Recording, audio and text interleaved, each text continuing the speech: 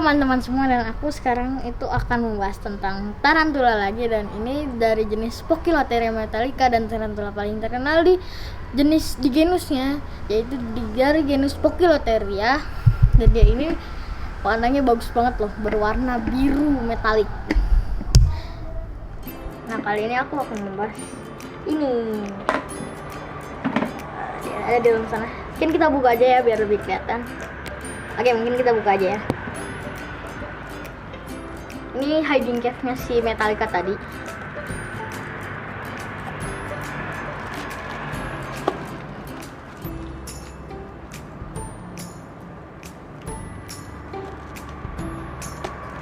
Kita buka.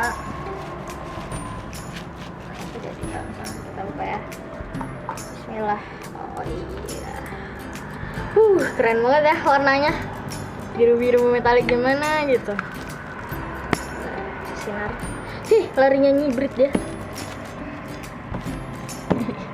Suka lari dia. Kalau dikasih senter bakal lebih bagus sih. Dan ini perawatan juga lumayan gampang ya. Tapi jangan ditiru dipegang seperti tadi karena dia ini hide venom ya. Gitu ya. Dan dia abis molting ini, tapi moltingannya kulitnya udah aku ambil. Biru ya. Gak bisa dilihat, tapi kalau kayak gini mungkin kelihatannya ungu padahal itu biru. Ambil biru metalik gimana gitu. Ini kemungkinan female sih, kemungkinan. Nah teman-teman, dulu tuh aku beli dia masih ukuran segini. Kira-kira kulitnya ini masih kecil, dia masih baru 6 sentian. Aduh jatuh ya, masih baru 6 sentian sih aku beli dia. Nah tadi lihat sendiri kan dia larinya cepat banget ya. Ukuran segini ya 7 sentian. Ya 7 sentian. Tar nunggu dia diem dulu. Dia nggak suka cahaya soalnya, maka dia balik. Kita balik ya. Gak mau. Dia nggak mau disinarin ya. Mundur. Nah, tuh. Ya ada 7 sentian lah. Wah lebih. Enggak, masih 7 sentian. 7-8 senti nih dia nih. Dulu beli masih 6 senti tuh. 6 senti tuh segini nih. Masih segini, kecil banget. Terus dulu tuh larinya kenceng banget ya. Enggak sih, emang jenis-jenis Pokis tuh larinya kenceng. Jadi jangan ditiru ya, karena ini tuh berbisa tinggi ini dia ini.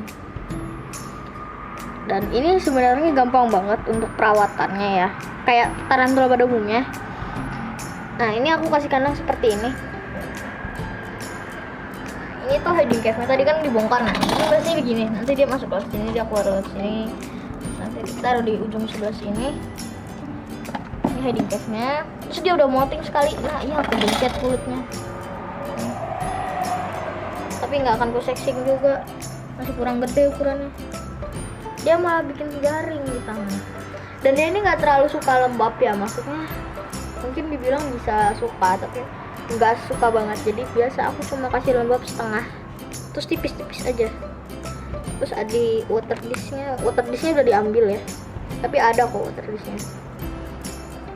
Dan perawatan ini gampang, dan ya kalau bisa nggak usah dipegang-pegang kayak gini lah kalau nggak ada kepentingan, karena dia ini racun tinggi. Dan kemarin aku udah kegigit sama dari jenis regalis, yang Poecilotheria regalis itu lumayan ya rasanya tuh, yang sakit banget enggak sih, tapi ya sakit sih yang pasti itu. Dan harus hati-hati juga kalau merah yang kayak gini, resiko kegigit itu gede soalnya, apalagi kalau kita bikin dia kaget dan semacamnya, dia akan menggigit. Karena dikira itu adalah musuhnya.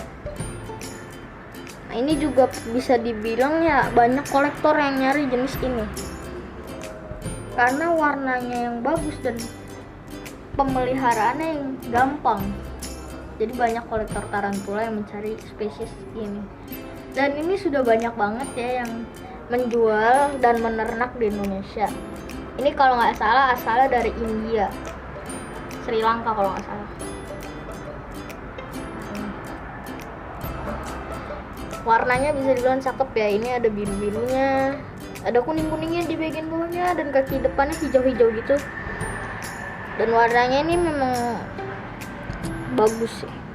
Ini nanti besarnya maksimal size 17-18 cm, dan itu kan udah lumayan gede juga ya. Tapi kalau mau yang jumbo-jumbo tuh paling ornata, ruflata itu gede-gede tuh, bisa sampai 22 cm. 22 cm tuh berarti segini, gede banget. Sekarang dia naik ke kaki, aku nggak tahu ngapain. Ambil dulu, ayo naik. Dan jenis ini tuh emang banyak sih, maksudnya gimana ya, gampang juga sih dipelihara, dan ini nggak buat pemula sih ya. Ini intermedia lah, intermed, jadi bukan buat pemula banget karena racunnya itu yang tinggi. Tapi kalau mau buat pemula sih bisa pakai Caribbean Versatile, karena aku juga ada. Itu selingnya masih enggak juvenile, udah nggak sling dia. Sling tuh spiderling tuh masih laba-laba kecil, masih anakan. 4 sentian sekarang dia lah kira-kira. Dan kayaknya dia betina sih, dan dia belum ada nama. Mungkin kalau udah ketahuan nih jantan betina, nanti aku akan kasih nama, dan mungkin teman-teman juga bisa ngasih saran lah untuk namanya dia. Tapi untuk sekarang ini masih belum ada nama, tapi belum ketahuan sih jenis kelaminnya apa. Jadi aku juga belum kasih nama sih, belum ketahuan karena ini ukurannya masih kecil, jadi aku malas ngeliatnya. Ini kalau dari kulit segini nih kita harus pakai kaca pembesar dan segalanya dan lainnya buat ngeliat. Dan masih terlalu kecil sih buat dilihat, kecuali ukurannya sudah seregalis aku yang kemarin di video kemarin yang aku gigit dia. Itu udah bisa di searching lah, udah bisa dilihat lah jantan betina. Tapi mudah-mudahan sih dia betina, karena dulu aku belinya ansek itu nggak ada, maksudnya belum ketahuan lah dia jantan betina. Ini dilihat dari ventralnya. Ventral tuh di bagian bawah perut sini. Aduh, dia naik kemana dia? Turun. Nah, ntar kita tunggu dia diam. Nah, pokoknya di bawah perut sebelah sini nih, di antara perut sama kepalanya, di antara dua itu ada ventral namanya. Nah, ventralnya itu tuh untuk dia kawin. Kalau yang betina itu ada spermatikanya, kalau yang jantan nggak ada. Spermatika itu tempat untuk menampung si sperma si jantannya, dan kalau jantan ya pasti nggak ada lah. Dan cara kawinnya tarantula itu unik lumayan. Dia kawinnya pakai kakinya khusus. Ini namanya pedipalps. Ini kaki untuk kawinnya nih, ini paling depan yang kecil. Jadi nanti si betina jantan akan drumming, dan si betina akan merespon drummingannya kalau betina sudah cukup umurnya untuk kawin. Nah, setelah itu betina akan kayak mulai maju-maju gitulah pokoknya. Nah, nanti si jantannya akan naikin si betinanya, terus dia masuk gitu.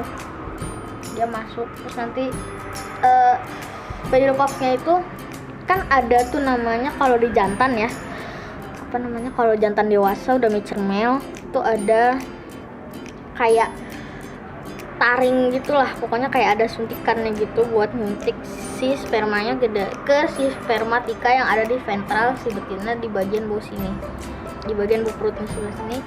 Nanti setelah dia udah disuntikin, jantannya akan langsung lari, dan ya udah, kalau udah lari biasanya udah selesai.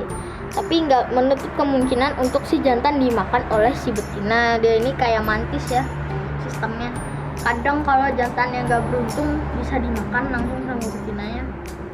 Dan banyak juga sih yang udah maksudnya banyak juga nih yang ngebreed terus jantannya dimakan. Tapi kebanyakan tuh mereka tuh ngejagain sih biar jantannya nggak sampai dimakan. Karena apa? Karena jantannya itu bisa dikawinin lagi dengan betina lain atau betina yang sama tapi setelah bertelur. Dan dia ini biasanya grafit lah pokoknya kayak gitu. Atau masa kehamilannya ini lumayan lama loh, bisa berbulan-bulan. Ya aku kurang tahu sih biasanya berapa, tapi kalau nggak salah maksimal itu tuh bisa sampai 8 bulan lah, 7-8 bulan. Bisa bisa lebih kurang, bisa lebih dari itu. Tapi setauku sih paling maksimal segitu, paling lama ya. Dan diusahakan kalau mau di breed itu sebelum dia tahu, maksudnya fresh molt betinanya, abis molting dia. Jadi selama si abis dia kawin nih. Nah terus itu kan udah nih, udah kawin. Dia kemana? Abis dia kawin, terus dia molting, itu spermanya bakal kebuang ke ini kulitnya. Jadi bukan masuk ke tubuhnya, tapi malah kebuang setelah dia molting. Jadi usahakan sebelum dia itu masih fresh molt, AF-nya fresh molt. Kecuali udah dewasa banget, udah maksimal, bisa kan udah nggak bisa nunggu lagi tuh, nggak apa-apa itu. Ya gitu mah kapan aja juga bisa. Nah terus aku jelasin lagi sedikit lagi untuk pemeliharaannya. Seperti yang tadi sudah bilang, harus ada hygiene cap sama apa namanya, apa sih itu loh, water dish.